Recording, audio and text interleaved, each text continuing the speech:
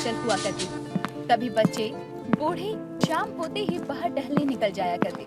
ऐसे ही एक दिन शामू नाम का एक व्यक्ति नशे की हालत में जंगल के रास्ते से होकर गांव आ रहा था। तभी अचानक उसे कुछ आवाज आती है और शामू बोलता है, अरे ये क्या? हाँ, तुमको क्या लगता है मैं डर जाऊंगा? हाँ, मैं डरूंगा? बिल्कुल नहीं डरूंगा मैं तुमसे, समझे क्या? अरे तुम क्या जानो कि शामू अपने गांव का कितना बड़ा पहलवान है। अच्छा, तू बहुत बड़ा पहलवान है। ठीक है फिर, तू मेरे हाथों से बचकर दिखा। तुम कौन हो? हाँ, कौन हो तुम? और हाँ, हमारे गांव में क्या करने आई हो? चल भाग यहाँ से, वरना काट के रख दूंगा तुझे, समझे क्या? अच्छा, अरे शामू बेटा भाग ले, ये शायद कोई पक्का भूतनी है। अरे बचाओ बचाओ, अरे मुझे कोई बचा लो। अरे अरे ये भूतनी मेरे को मार डालेगी। अरे बचाओ, अरे गांव वालों, अरे कहाँ मर गए? अरे बचा लो। शामू की आवाज सुनकर सभी गांव वाले बाहर आते और अपनी आंखों के सामने डरावना नजारा देखकर शामू के होश उड़ गए। डर के मारे वो थर थर कांप रहा था।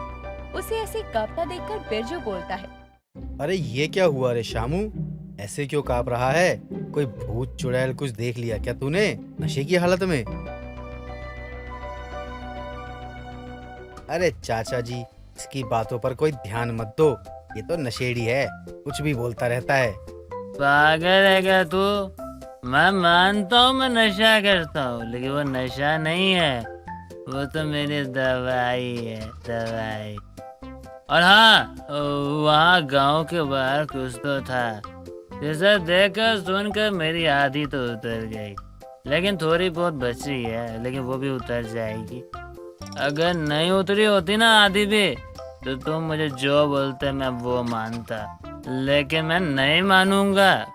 ठीक है, तेरे कहने पर भरोसा कर लेता हूँ। अगर वहाँ पर ऐसा कुछ नहीं हुआ तो क्या तुम गांव का पूरा चक्कर आधी रात को लगाओगे? बताओ। हाँ, एक क्या मैं 10 चक्कर लगा लूंगा, लेकिन पहले तुम गांव वालों में से कोई बाहर जंगल में जाके दिखाओ मुझे। लेकिन हाँ, अकेले जाना, किसी को लेके मत जाना, नो चीटिंग। अरे हाँ हाँ, मैं डरता वरता नहीं हूँ तुम्हारी तरह। वैसे भी ये शराबी को पता नहीं किसकी आवाज सुनाई दी होगी। मुझे तो लग रहा है कोई कुत्ता भौंक रहा होगा और जनाब खामा डर गए, और कुछ नहीं। अरे बस करो यार, कितना बोलोगे? जब तुमको दिखेगा ना एक दिन, तब पता चलेगा तुमको। अब मैं और अपनी बेइज्जती नहीं करवा सकता। अब मैं जा रहा हूँ अपने घर, वहाँ पीऊंगा अपनी दवाई और सोऊंगा आराम से। इतना बोलकर शामू जाने लगता है। तभी उसका हाथ पकड़कर गांव के चाचा जी बोलते हैं, अरे शामू रुक जा, अब गुस्सा काहे कर रहे हो बबुआ? थूक दो गुस्सा को। अब एक ही गांव में रहना है तो काहे खाते दुश्मन के जैसे लड़ रहे हो? अरे ना चाचा, बहुत हुआ। कितनी बार देखो इन लोगों ने मुझे डरपोक पता नहीं क्या क्या बोला। अरे मैंने शराब पी थी, लेकिन उतर गई वो, और जो थोड़ी बहुत बची थी वो इसने उतार दी। मैं झूठ क्यों बोलूंगा चाचा, आप ही बताओ। हाँ, ये बात तो शामू बिल्कुल सही बोल रहा है बिरजू। गलती तेरी ही है, बिना मतलब के तू उसके पीछे पड़ जाता है। अरे बस कर, अब उसे चिढ़ाना छोड़ दे। अरे ठीक है चाचा, मैं कुछ नहीं बोलता अब। वैसे भी मुझे नहीं लगता कि हमारे गांव के आसपास कोई भूत या चुड़ैल होगी। काहे नहीं हो सकती, बता। हाँ हाँ, बता सकता हूँ कि क्यों हमारे गांव के आसपास कोई भी भूत या चुड़ैल नहीं हो सकती। क्योंकि हमारे गांव में है ना कुछ लड़कियां जो बिना मतलब के सच सवर के चुड़ैल जैसे घूमते रहती हैं। देखा चाचा, हर बात को मजाक में लेता है। इसको बोलो कभी किसी बात को सच भी मान लिया करे। बस अब मानना है तो ये माने, ना मानना है तो ना माने, मुझे भी फर्क नहीं पड़ता। इतना बोलकर शामू गुस्से में वहाँ से चला जाता है। उसे ऐसे गुस्से में जाते देखकर बिरजू गांव वालों से कहता है, चाचा जी, अगर शामू गुस्सा होकर ऐसे चला गया तो पक्का कोई तो बात है, अभी जाकर देखता हूँ। अरे पागल है क्या? अगर कुछ उल्टा सीधा हो गया तो तेरे घर वालों का ख्याल कौन रखेगा? ऐसे करते हैं, हम सब मिलकर सुबह जाते हैं और देखते हैं कोई है भी कि नहीं। अरे तब तक वो वहाँ से भाग जाएगा। जो कुछ भी है, मुझे अभी जाना होगा, वरना उसे पकड़ नहीं पाऊंगा मैं। जा, फिर अगर इतना ही हीरो बनने का शौक है तो चला जा। अब तुझे पता चलेगा, इन सबको हल्के में लेना नहीं चाहिए था तुझे, बहुत देर हो जाएगी। अरे चाचा, आप भी क्या राम कथा सुनाने लग गए? मुझे तो इन सब चीजों पर यकीन ही नहीं होता। चलिए चलिए, सब लोग अपने घर जाइए, यहाँ कुछ नहीं है और यहाँ कुछ नहीं होगा। चलो सभी लोग अंदर जाओ। बिरजू की दबंगी देखकर गांव वाले हैरान थे और सभी लोग घर को वापस लौट रहे थे। बिरजू भी गांव के बाहर उसे जंगल के पास जाता है। तभी उसे भी भयानक आवाज आती है और वो भागकर अपने घर आता है और सो जाता है। अगली सुबह बिरजू कांप रहा था। तभी उसकी माँ मालती बोलती है, क्या हुआ बिरजू, ऐसे कांप क्यों रहा है? बुखार हो गया क्या तुझे? अरे ओ बिरजू, उठ रे। नहीं माँ, मैं अभी नहीं उठूंगा। आज मेरी तबीयत बहुत खराब सी लग रही है। शायद मेरा बोलना कुछ ज्यादा हो गया। मुझे शामू की बात मान लेनी चाहिए थी। अरे अकेले अकेले क्या बोले जा रहा है? वैसे कल तक तो तू बड़ा ठीक था और आज अचानक तेरी तबीयत को क्या हो गया? हुआ तो बहुत कुछ है, बस मैं कुछ बता नहीं रहा हूँ। मुझे यकीन नहीं हो रहा है कि कल रात की बातें सब सच थी। अरे कल की बात तो सच ही थी। जब तू सामू को डांट रहा था, वो सारी बातें सच ही थी। वैसे भी कल जो भी कुछ हुआ, अब तो उस नशेड़ी को कुछ याद भी नहीं होगा। नहीं माँ, मुझे नहीं लगता कि कल रात शामू नशे में बोल रहा था। मुझे उसकी बातों में तो पूरी तरह से सच्चाई लग रही थी। वो तो बस मैं गांव वालों के बारे में सोचकर मजाक कर रहा था। अच्छा, तो फिर जा शामू को देख कर आ जा। कल बहुत बुरी तरह से डर गया था। पता नहीं आज उसकी तबीयत ठीक है भी या नहीं। मालिनी के कहने पर बिरजू शामू के घर जाता है तो देखता है कि वो बिल्कुल ठीक था। तभी बिरजू शामू को सारी बात बताता है कि उसने वो भूतिया हलचल महसूस की। तभी दोनों उसी जंगल में जाते हैं और शामू बोलता है, कोई है क्या? जंगल में कोई है? भूतनी, भूतनी, ए भूतनी, डर गई का? अरे कहाँ गई? रात को तो बहुत डरा रही थी अंधेरे में। उजाला में आके दिखाओ, तब बताएंगे तुमको हम कि हम क्या चीज है। ओ कहाँ गई? मर गई का? अरे डर गई? आओ डराओ, रात को तो बहुत डराती हो। बस कर शामू, बहुत हो गया। मुझे लगता है हमें ज्यादा नहीं बोलना चाहिए। कभी कभी ज्यादा बोलना भी सेहत के लिए हानिकारक होता है।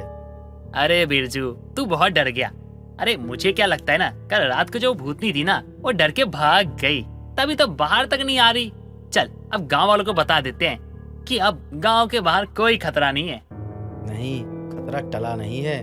मुझे तो लगता है आज भी, बल्कि अभी, ये जो आत्मा है ना, हम दोनों को देख रही है।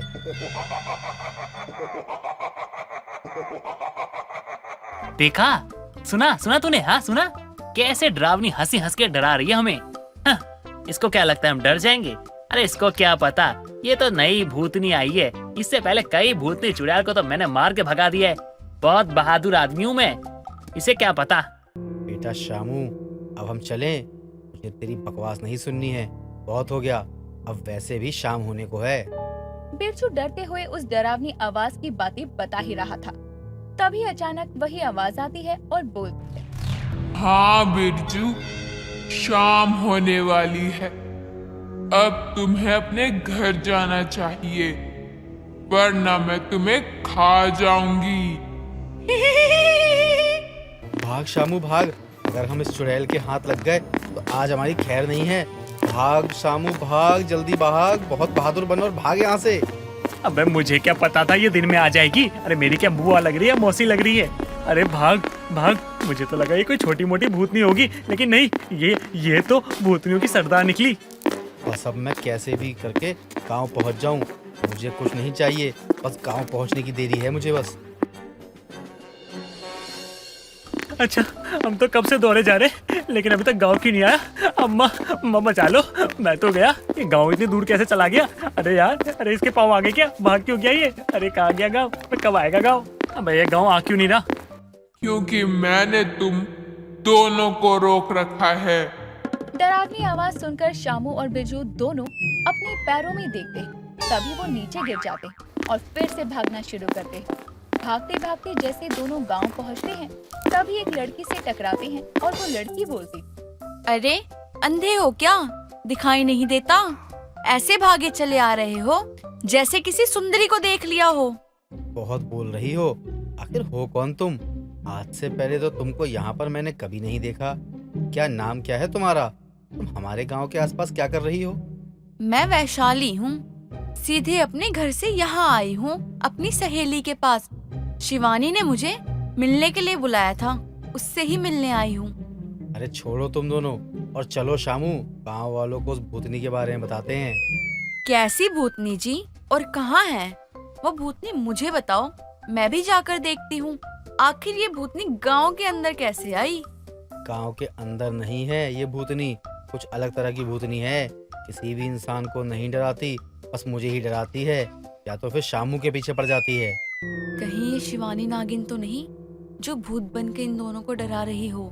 अभी जाकर देखती हूँ। अच्छा ठीक है, तुम दोनों जाओ, सबको बताओ और मैं भी जाती हूँ। इतना बोलकर वैशाली जंगल की तरफ चली जाती और शिवानी को आवाज लगाती। शिवानी, कहाँ हैं आप। आइए शिवानी, मैंने आपसे शर्त लगाकर बहुत बड़ी गलती कर दी, मुझे माफ कर दीजिए। आ जाइए बाहर, अब बहुत हो गया गांव वालों को डराना। वैशाली की बात सुनकर शिवानी बाहर आती है और कहती, हमने आपसे कहा था कि आप हमसे पंगा ना लें, वरना बहुत बुरा होगा।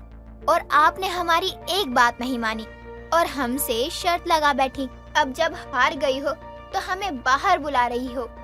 ऐसा कुछ नहीं है, हम अपनी हार मानते हैं। आप जीती, हम हार गए। ऐसे कैसे हम जीते और आप हारी। हमने जिस चीज के लिए शर्त लगाई थी, हमें वही चीज अभी इसी वक्त चाहिए। अभी हमारे पास नहीं है, जब हमारे पास होगा हम आपको लाकर देंगे। आप अब इन गांव वालों को डराना बंद कीजिए। आप हमें वो चॉकलेट ला कर दो, वरना हम सभी को यहाँ डराते रहेंगे और ना आप कुछ कह सकती हैं, क्योंकि आप एक हारी हुई नागिन हो और मैं डराने वाली नागिन। जब तक वैशाली शिवानी को चॉकलेट नहीं देती, तब तक शिवानी उस जंगल को नहीं छोड़ती और ना ही डराना छोड़ती। ऐसे ही दिन गुजरते हैं और एक दिन आखिरकार वैशाली नागिन शिवानी नागिन को इतनी सारी चॉकलेट देती है कि तब जाकर वो गांव से डराने वाली नागिन निकल जाती है।